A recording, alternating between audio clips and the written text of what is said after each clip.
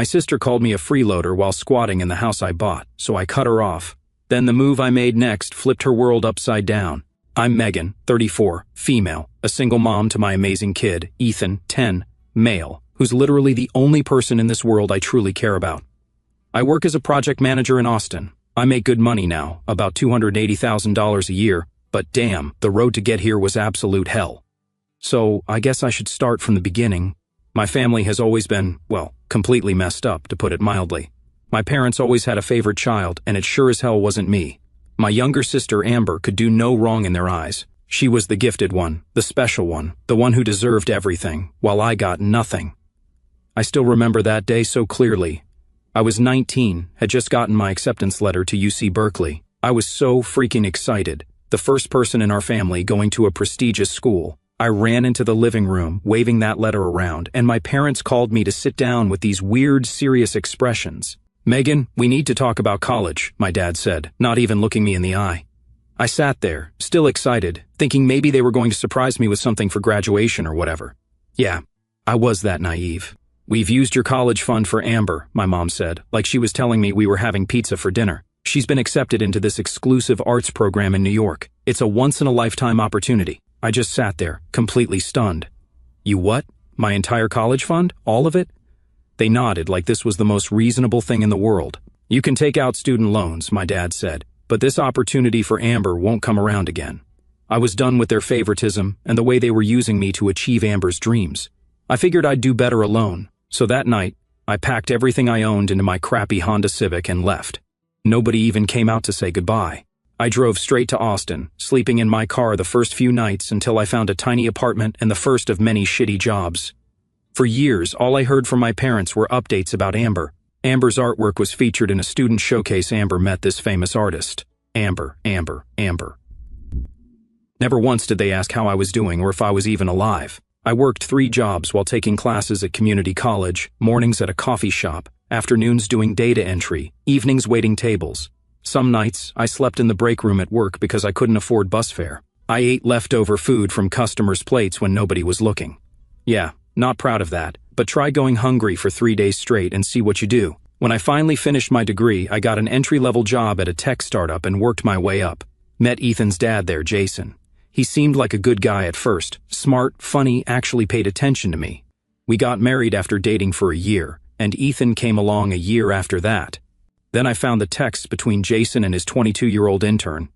Yeah, that old story. I didn't even bother with the screaming and crying part, just packed his crap in garbage bags, set them by the front door, and told him he could leave on his own, or I'd throw everything off our balcony.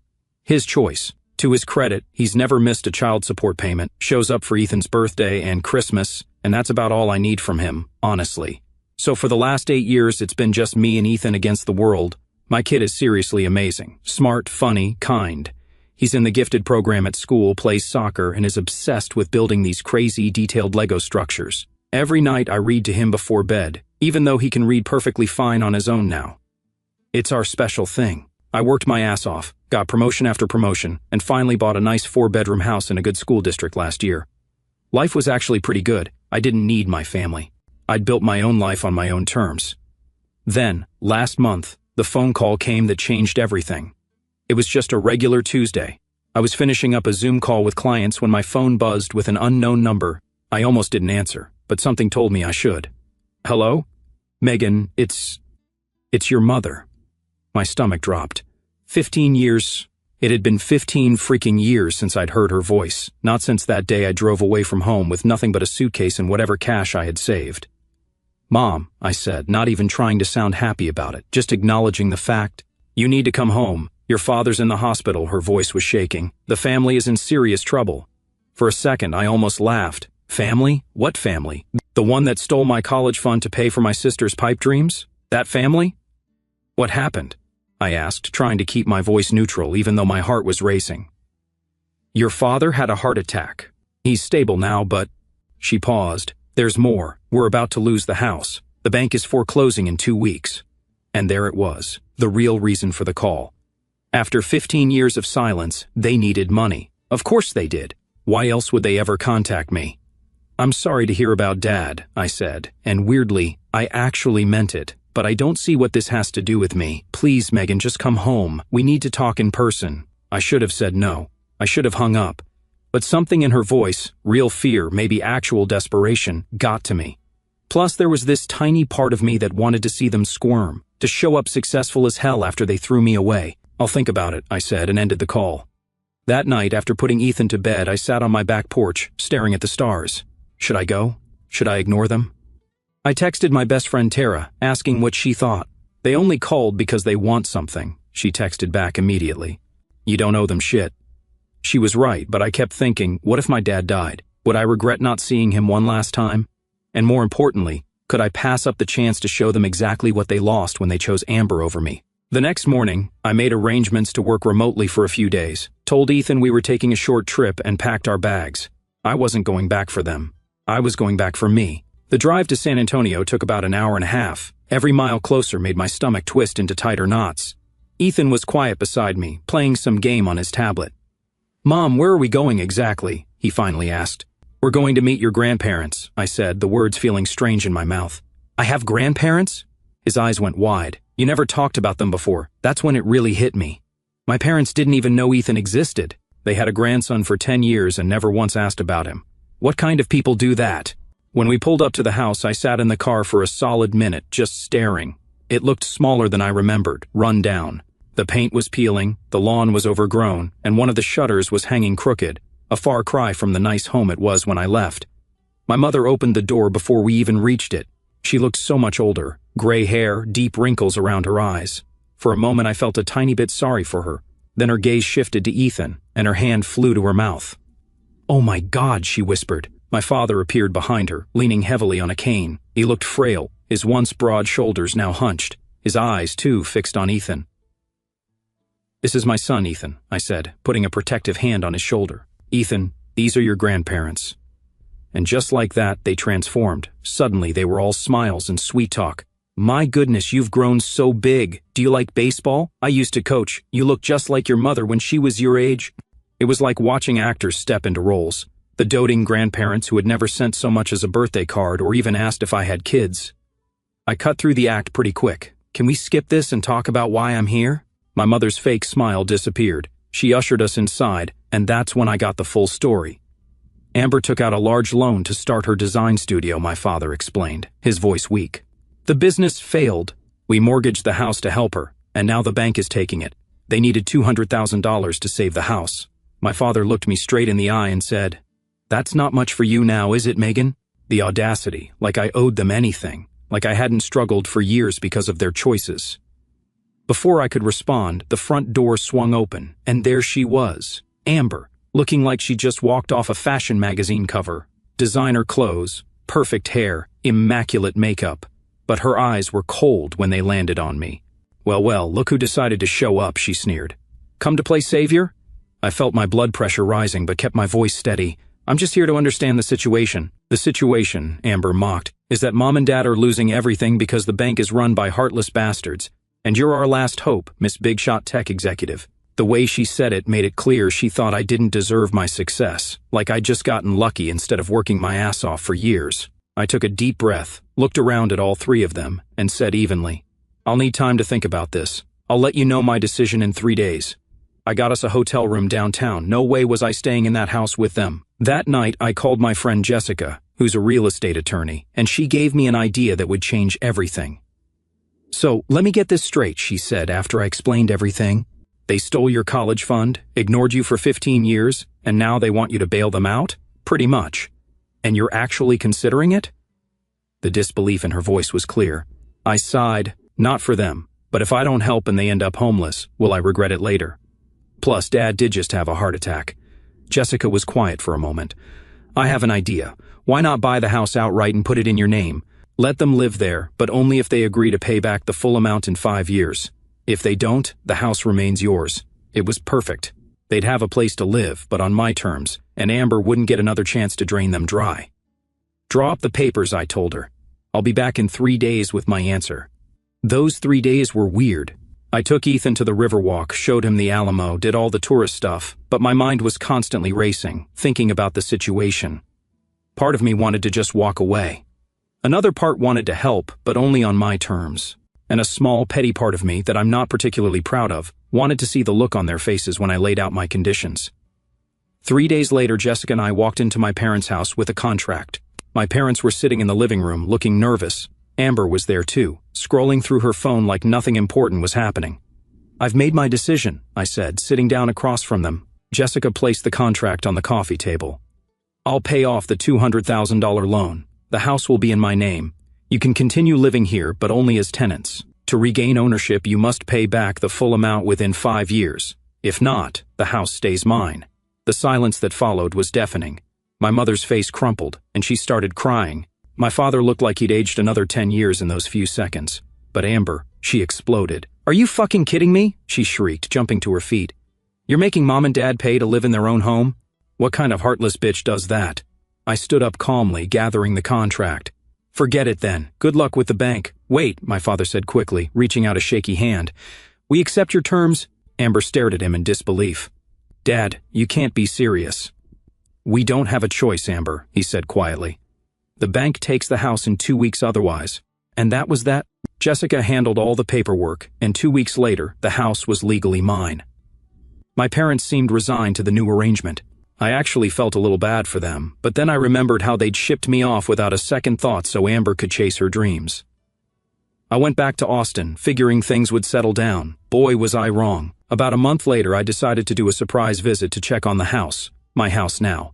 When I pulled up, there was a beat-up motorcycle in the driveway that I didn't recognize. Weird. I knocked, then used my key when nobody answered right away.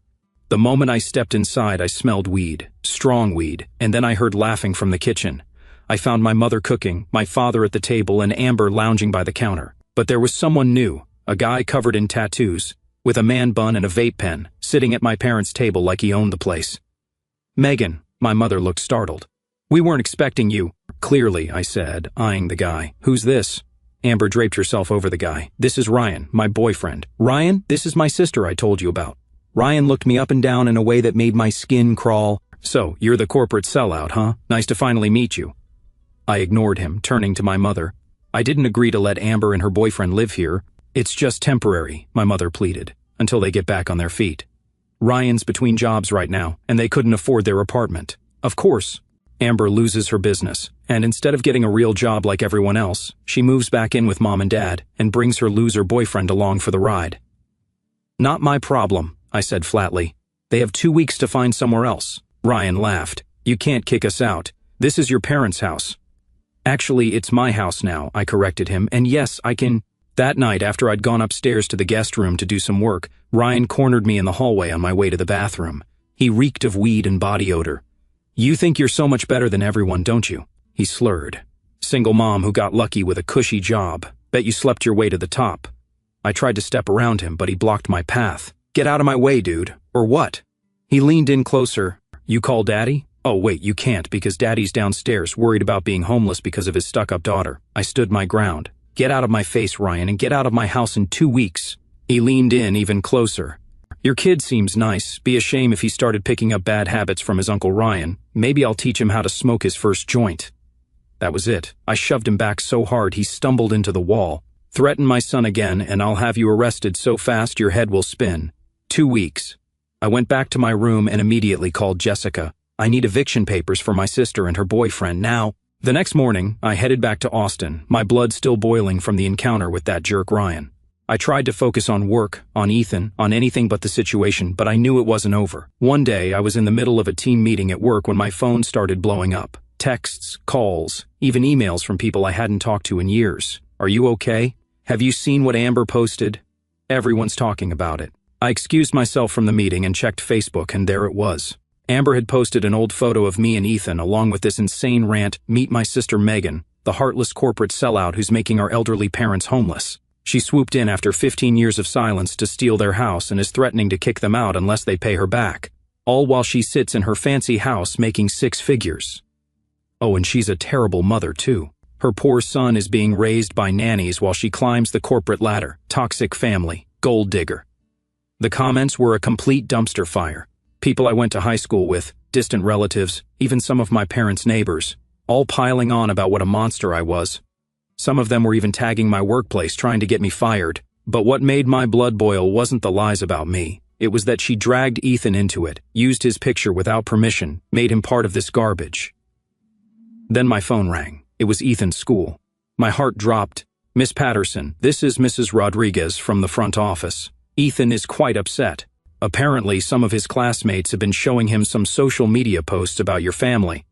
I felt sick. My hands were shaking as I told my boss I had a family emergency and raced to Ethan's school. When I got there, he was sitting in the counselor's office, his eyes red from crying. "Mom," he said in this small voice that broke my heart, "why is Aunt Amber saying those things about us online?" My friend Jake showed me on his phone. I knelt down and hugged him tight. "Sometimes adults don't handle their problems very well, buddy. What Aunt Amber did was wrong. None of what she's saying is true. She said you're a bad mom," he whispered against my shoulder. I pulled back to look him in the eyes. "Do you think I'm a bad mom?" He shook his head immediately. "You're the best mom." "Then that's all that matters." I took Ethan home, called Jessica immediately, and told her what happened. "I want them out. All of them. Now." "Whoa, slow down," she said. "What happened?" After I explained, she sighed. "I can draw up eviction papers for Amber and Ryan today, but your parents—" "I'm not evicting my parents," I clarified, "just the leeches living off them." That afternoon, Jessica drove down from Austin to meet me, and together we returned to the house. Ryan answered the door, looking like he'd just woken up, even though it was 2 p.m. "What do you want now?" he sneered. Jessica stepped forward, all business. "Amber Patterson and Ryan Daniels, I'm serving you with eviction papers. You have 48 hours to vacate the premises, or we will proceed with formal eviction through the courts." Ryan laughed. "You can't be serious." Amber appeared behind him, arms crossed. "This is my parents' house. You can't kick me out." "Actually, it's my house," I corrected her, "and yes, I can—" I also handed her a cease and desist letter Jessica had drafted. "Take down that Facebook post and all other social media posts about me and my son immediately, or face legal action for defamation and unauthorized use of my child's image." Amber stepped toward me, her face twisted with anger. "You think you're so powerful. You and your little bastard are just leeches, a pathetic single mom dumped by her husband, pretending to be strong but still just a miserable failure." I saw red. Before I could think, I slapped her hard across the face. The sound echoed through the room. Amber's eyes went wide with shock, her hand going to her cheek.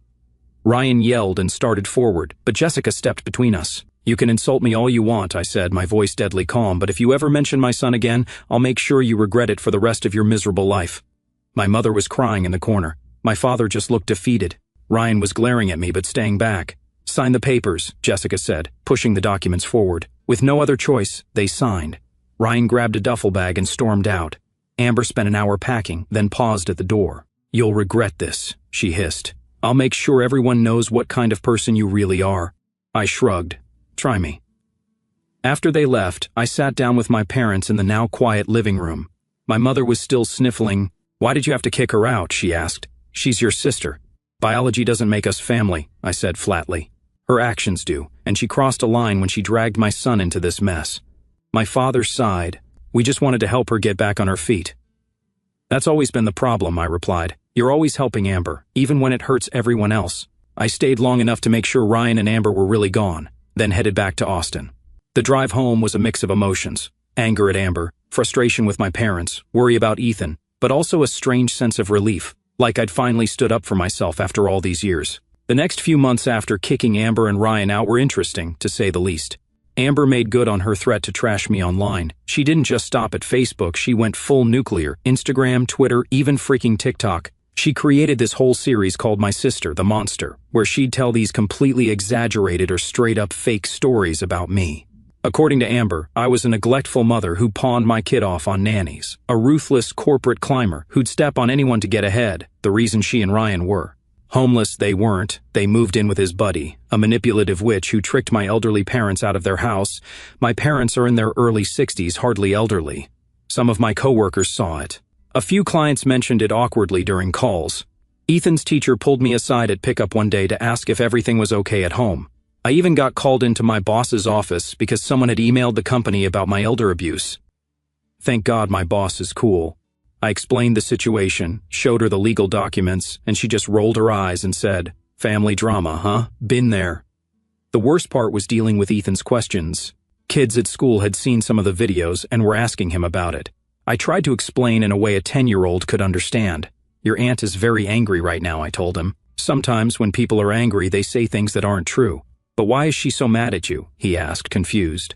How do you explain decades of family dysfunction to a kid? I just said sometimes people think life should be fair, and when it isn't, they blame others instead of themselves. Surprisingly, that satisfied him. Kids are way more perceptive than we give them credit for. As for my parents, they were adjusting to the new normal. They were quiet, subdued around me.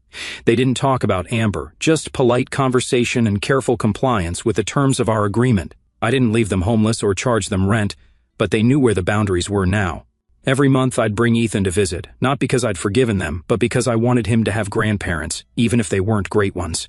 The funny thing about social media drama is that it dies down pretty quick. People get bored and move on to the next outrage. By month 3, Amber's posts were getting fewer and fewer interactions. By month 6, she'd given up entirely. I found out through my mom, who quickly regretted bringing her up, that Amber and Ryan had broken up. Apparently, he cheated on her with some bartender. Karma's a bitch, I guess. Last I heard, Amber was working as a receptionist at a hair salon in Houston, a far cry from the famous artist my parents had sacrificed everything for.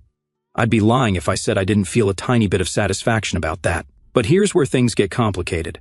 About 7 months after all this went down, my dad had another heart attack, a bad one. I got the call at 3 a.m. from my mom, hysterical, saying the ambulance had just taken him to the hospital. I drove to San Antonio in the middle of the night, leaving Ethan with my neighbor. When I got to the hospital, my mom was sitting alone in the waiting room, looking small and terrified. "Where's Amber?" I asked, sitting down beside her. "I called her," my mom said quietly. "She said she'd try to come tomorrow if she could get off work." Translation: her own father might be dying, and she couldn't be bothered to show up immediately. Classic Amber. The doctors eventually came out and told us Dad had suffered a major heart attack but was stable. He'd need bypass surgery, though, and a long recovery period. I stayed with my mom until morning, then went to the house to shower and change. While I was there, I noticed something odd.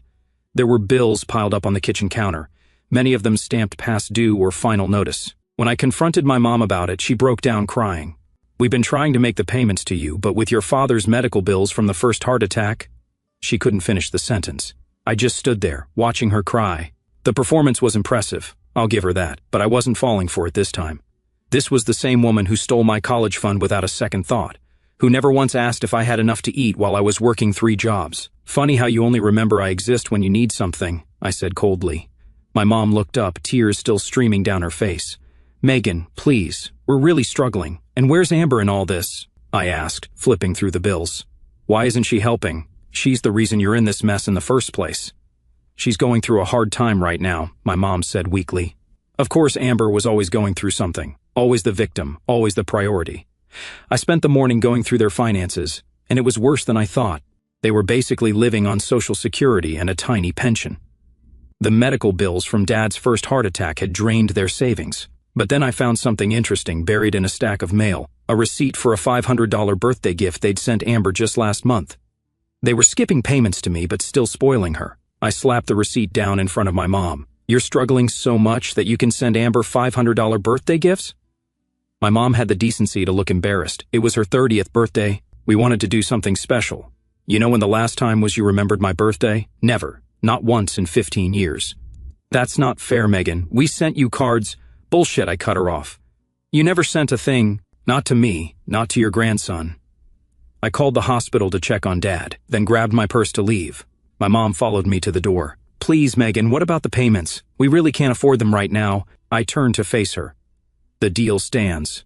I'm not being tricked again. But your father? My father who sat silently while you stole my future? That father?" My mom's face hardened slightly. "We gave you life, Megan. We raised you. Don't you think you owe us something for that?" And there it was, the manipulation, the guilt trip, same old tactics. "I don't owe you anything," I said firmly. "You're not homeless. You have a roof over your heads because of me, but I'm not your ATM anymore." I did end up hiring a home health aide for my dad after his surgery, not for them, but because it was the decent thing to do. I didn't take time off work, though. I'd wasted enough of my life on them. Amber showed up exactly once during Dad's recovery, stayed for about 2 hours, took some selfies in the hospital to post online about being a devoted daughter, then left, claiming she had work obligations. I managed to avoid her completely, which was definitely for the best. Was I too harsh on my family? Every time I started to feel a twinge of guilt, I'd remember my mom's face when she told me my college fund was gone. I'd remember all those nights I went hungry while Amber was at her fancy art school, all those Christmases I spent alone, all those years they never once asked about their grandson. I kept the payment plan in place. Business is business. They made their choices, and I made mine. So, last week, something happened that turned everything upside down. I was in the middle of a big presentation at work when my assistant handed me a note, emergency call from Ethan's school. I rushed over to find my kid sitting in the principal's office with a split lip and a black eye. The other kid looked worse. What happened? I asked the principal, explained that the other boy had been taunting Ethan about those videos. Amber posted months ago, said I stole my parents' house and was a terrible mom. Ethan told him to shut up, and when the kid wouldn't stop, Ethan punched him. Both boys got suspended for 3 days. In the car, Ethan asked if he was in trouble. Fighting isn't the answer, I told him, but I understand why you were upset. That night, I finally Googled Amber. Turns out she'd rebranded herself as some kind of family trauma specialist online. She was using our story, a totally warped version, to sell life coaching sessions. She even published an ebook called Toxic Sisters, Healing from Family Betrayal. She was literally making money off our family drama. The next day, my mom texted that Amber wanted to talk to me. Against my better judgment, I agreed to meet her at a coffee shop, not to reconcile, but to shut this crap down once and for all. She looked different. Messy bun, casual clothes, no designer stuff, but her eyes still had that calculating look. I've been doing a lot of thinking, she started. About how to monetize our family problems? I shot back. She actually looked embarrassed. You saw that, huh? We argued for a bit, rehashing old wounds. Then she dropped this bombshell. I'm broke, Megan. Completely broke. The coaching thing isn't working. Ryan maxed out my credit cards before he left. I don't know what to do. I laughed in her face. Welcome to real life, Amber. This is what it's like when nobody bails you out. This is what I went through at 19, except I didn't have designer clothes to sell or parents willing to mortgage their house for me. Please, she said, actual tears in her eyes. I need help. What do you want? I asked coldly. Money. A job, she said. Can't you help me get something at your company? I'll start at the bottom. I couldn't believe it. After everything she'd done, she wanted me to help her. I'll take down all the videos, she added quickly. Delete the TikTok, pull the ebook, everything. I studied her face, looking for the manipulation. There was definitely some there, but also genuine desperation. Take everything down first, I said. Every post, every video, the ebook, everything. Then send me proof. After that, and only after that, we'll talk about job possibilities. But I need money now. Not my problem, I cut her off. You created this mess. You can live with the consequences for once. The next week, she actually did take down all her content about me and sent screenshots proving it. I was surprised she followed through. I know someone who runs a small marketing firm in Dallas, an entry-level position, barely above minimum wage. I told him about Amber, the whole ugly truth, and he agreed to interview her, no promises. She texted me, thank you, but I didn't respond. This wasn't forgiveness. My thought is, better she has some income so she doesn't go crawling back to my parents for more money. As for my parents, Dad's out of the hospital, but the bills keep piling up. They've started dropping hints about modifying our agreement again. Not happening. I'm not their ATM. Mom texted me, asking if Ethan could stay with them for a weekend. I shut that down immediately. They barely know him, and I don't trust them not to fill his head with their twisted version of our family history. The house is still in my name, and it's staying that way. I've made it clear they need to keep making payments or find somewhere else to live. Business is business. Will Amber keep her end of the bargain? Probably not. She's never faced real consequences before. Will my parents ever understand how badly they screwed me over? Doubtful. They're still the same selfish people, just older and more desperate. But I don't care anymore. I've wasted enough energy on them. My focus is Ethan and my career, the only things that have never let me down. So, that's it. The story of how my sister and parents tried to use me one last time, and how I finally learned to stop cleaning up their messes without feeling guilty about it.